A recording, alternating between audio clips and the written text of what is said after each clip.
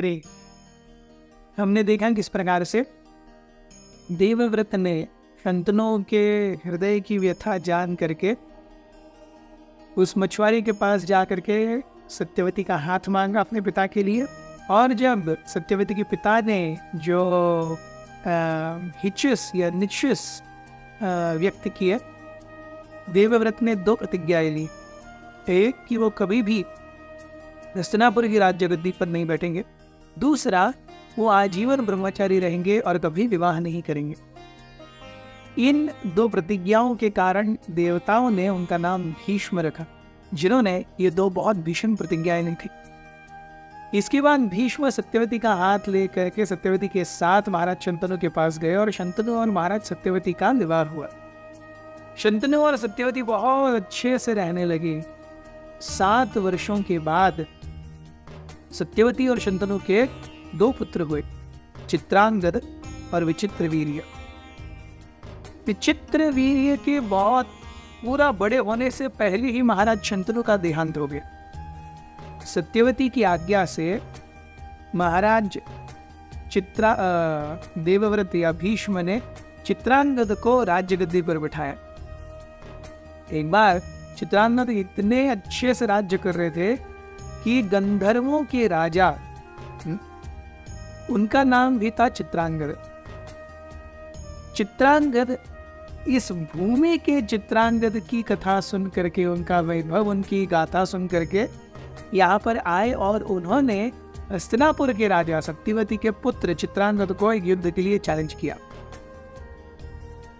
इस युद्ध में दोनों एक दूसरे के साथ बहुत जोर शोर से टकराव के साथ युद्ध किए। ये युद्ध 2-3 घंटे नहीं, 2-3 दिन नहीं, 2-3 हफ्ते नहीं, 2-3 महीने भी नहीं, 3 साल चला। गंधर्वों के राजा चित्रांगद और हस्तिनापुर के राजा चित्रांगद के बीच का युद्ध 3 साल चला। लेकिन 3 सालों के बाद the Gandharva king Chitrangada had the better edge. उन्होंने सत्यवती के पुत्र चित्रांगद को मार दिया। हम देखते हैं this is what is called as envy. ये ईर्ष्या है। ईर्ष्या क्या है? मेरे पास जो है वो तो छोड़ दीजिए, किसी दूसरे के पास मुझसे अच्छा क्यों है, किसी दूसरे के पास मुझसे ज्यादा क्यों है। अब चित्रांगद को यहाँ पर आकर के भूमि के या हस्तिनापुर के राजा चित्रांगद को ललकारने की क्या जरूरत। This is what happens in this material world. ये भौतिक जगत ईर्ष्या से भरा हुआ है। हम आगे अपने से आगे किसी को जाते हुए देख नहीं सकते, वो सहन नहीं कर सकते। और इसी के कारण महाराज चित्रांगद जो हस्तिनापुर के थे, और अपना राज्य ही नहीं अपना जीवन भी खोना पड़ा।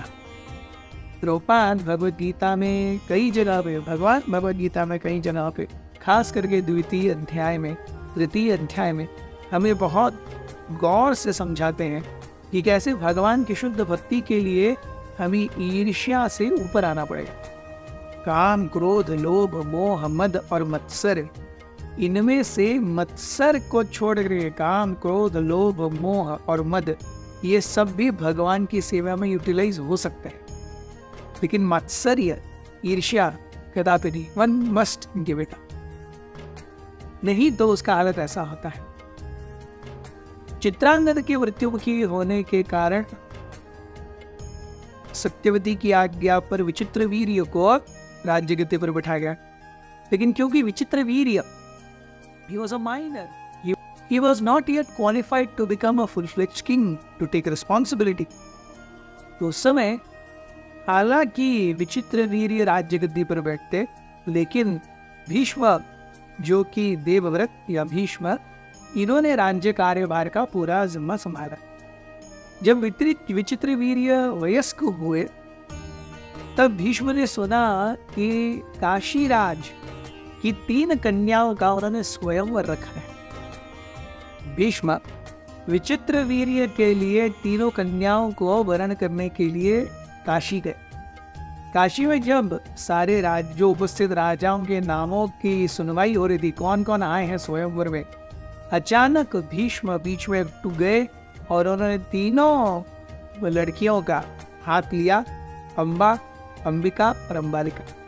और अपने हाथ से खींच करके रथ पर बिठाया और कहा कि ये जो 7 या 8 प्रकार के विवाह है स्त्री और पुरुष के बीच में, इसमें से ये एक है गंधर्व विवाह, जहाँ पर पुरुष जबरदस्ती स्त्री को उठा करके लेके जाता है और खुली छूट है किसी को भी कि जिसको चाहिए आए और वो इस पुरुष को उस स्त्री से विवाह करने के लिए रोक दे। मैं इन तीनों को लेके जा रहा हूँ विचित्र वीर्य की वधू बनने के लिए, अगर आप में से कोई भी चाहते हैं मुझे अटैक कर सकते हैं। ऐसा कह करके भीष्म चले गए। सारे वहां पे खड़े हुए राजा, उनके लिए अपमान था। They all chased Bhishma. Bhishma और सारे राजाओं ने एक साथ मिलकर फाइट किया। ऐसा नहीं कि एक के बाद एक, एक के बाद एक के बाद नहीं। Everyone simultaneously showered arrows on Bhishma, लेकिन भीष्म ने उनका ताबड़तोड़ जवाब दिया। कोई भीष्म का बाल भी नहीं बांका कर पाया। उल्टा थोड़े ही समय में भीष्म ने लगभग 100 राजाओं को मृत्यु की घाट उतार दिया और इसके कारण बाकी सारे राजा भयभीत होकर के भाग गए। एट लास्ट शल्य आए। शल्य ने भीष्म को ललकारा। भीष्म और शल्य के फाइट में भीष्म ने बहुत ही जल्दी शल्य के रथ, घोड़ों को और सारथी को मार गिराया और भीष्म ने शल्य को जिंदा छोड़ दिया है। Just go don't come.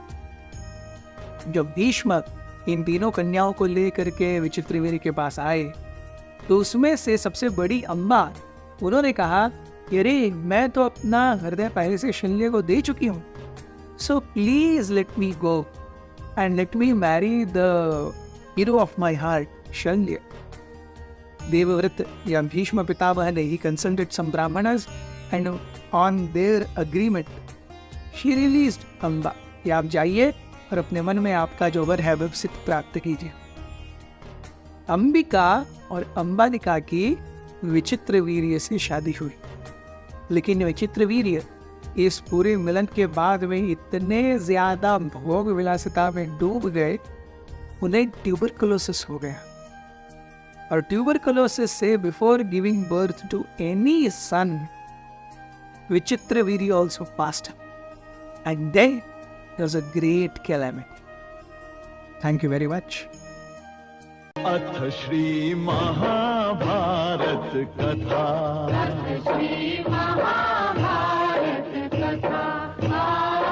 Mahabharat कथा